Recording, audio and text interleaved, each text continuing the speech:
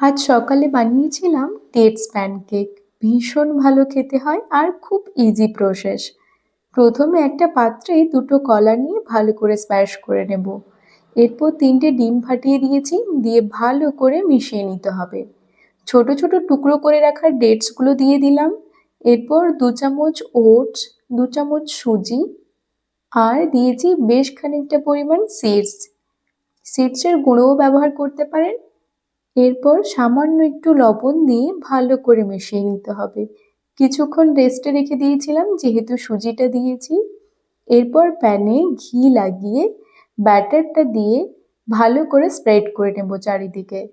এরপর ঢাকনা চাপিয়ে বেশ হালকা আঁচে কিছুক্ষণ হতে দেব।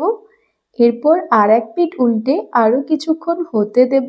এরপর ওপর থেকে একটু ঘি ছড়িয়ে নিয়েছি। ব্যাস, এরপর গরম গরম সার্ভ করুন আর আমাকে অবশ্যই জানাবেন। টাটা।